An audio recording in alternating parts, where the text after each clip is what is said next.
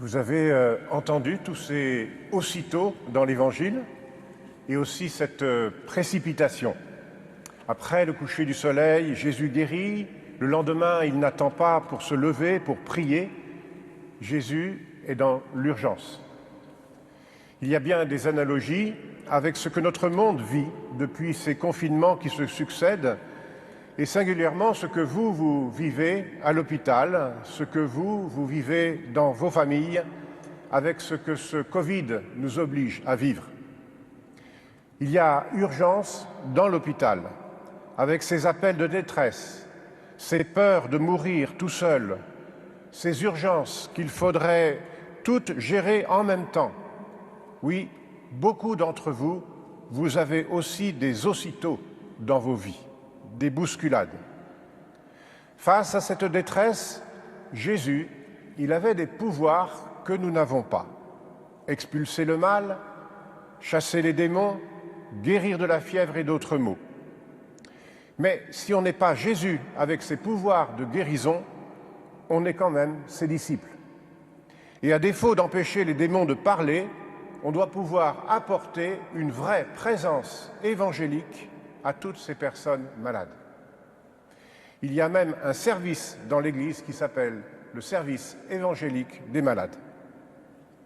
Nous nous sentons souvent démunis, pas vraiment à la hauteur de ceux et celles qui appellent de jour ou de nuit une infirmière, une aide-soignante, un aumônier.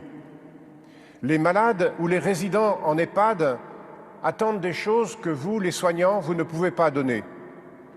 La pleine guérison, mais aussi l'autorisation de faire entrer dans sa chambre quelqu'un de sa famille ou juste la possibilité de caresser un visage. Oui, derrière cette crise virale se cache une crise vitale. Une crise vitale qui est une expérience de mort sociale. Et il ne faudrait pas qu'on ajoute à cette tragédie une deuxième tragédie, une mort ecclésiale, une mort spirituelle. Et c'est la mission de l'aumônerie que d'accompagner ceux qui nous précèdent sur le chemin de la souffrance. Ces personnes malades nous mettent devant nos propres limites, nos propres faiblesses.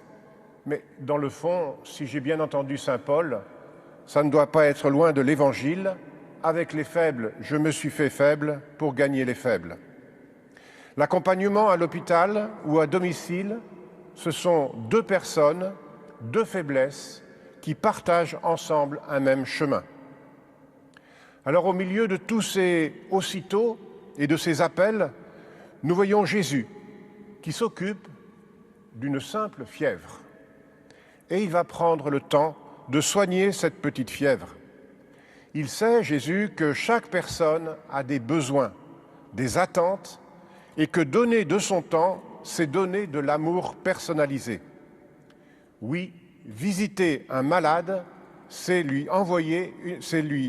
enlever une partie de sa maladie. Que soient bénis tous ceux qui le font au nom de Jésus et en leur propre nom. Si un jour vous êtes hospitalisé, n'hésitez pas à demander la visite de l'aumônerie. Dans votre travail à l'hôpital, à domicile ou à l'EHPAD, dans votre job d'aidant, de soignant, vous êtes un peu aussi Job. Comme lui, vous pouvez penser que vraiment la vie de l'homme sur la terre, c'est une corvée. Et Job se plaint à Dieu de cela. « Souviens-toi, Seigneur, ma vie n'est qu'un souffle. » Il ne comprend pas ce qui lui arrive. Il n'y a pas de rationalité, pas de logique. Vous savez comme moi que la prière et la souffrance ne font pas forcément bon ménage. L'une, la souffrance, cache ou chasse plutôt l'autre. Et que, parce que si Dieu était Dieu, eh bien, il ne permettrait pas, etc., etc. C'est aussi la réaction de Job. Et quand ses trois amis vont débarquer dans sa vie pour le consoler, Job va se révolter contre leur raisonnement.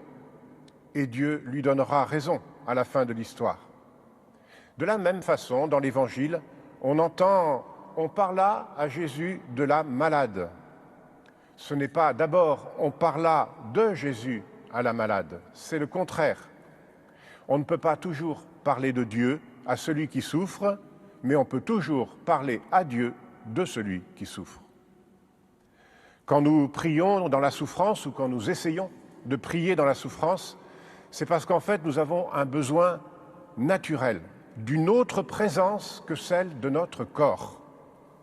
En priant, nous faisons de notre corps un lieu spirituel et non seulement un lieu charnel. Nous supplions Dieu de ne pas séparer ce qu'il a uni dans notre cœur, notre corps et notre âme. Le mal n'est pas un problème, le mal est d'abord un drame qui pourrait m'enlever le désir de Dieu et la force de prier.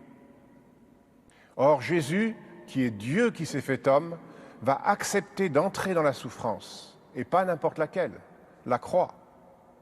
Par lui, Jésus, avec lui et en lui, notre chair, qu'elle soit en bonne santé ou qu'elle soit abîmée et malmenée, est le lieu où Dieu et l'homme se rencontrent. Tout ce que nous vivons dans notre chair est aussi spirituel, car depuis l'incarnation, le charnel est spirituel. Le matin, Jésus se lève tôt pour aller prier. Job, lui, il n'aime pas la nuit car c'est le temps des cauchemars. Pourquoi Jésus se lève-t-il la nuit? Est-ce qu'il se pourrait que ce soit pour rejoindre ceux qui n'arrivent pas à dormir la nuit? Oui, je le crois, parce qu'il est lumière dans la nuit.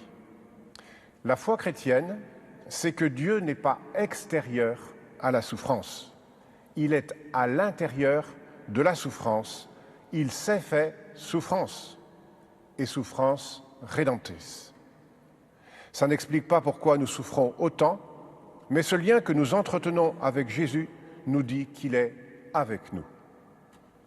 La puissance de Dieu que nous découvrons dans cette page d'Évangile, c'est que Dieu, en Jésus, s'est fait faible, avec les faibles. Reconnaître cette faiblesse en Jésus, c'est reconnaître comment Dieu est puissant. Et reconnaître cette faiblesse en nous, c'est garder en nous cette force spirituelle de l'espérance. Oui, Jésus, tout le monde te cherche.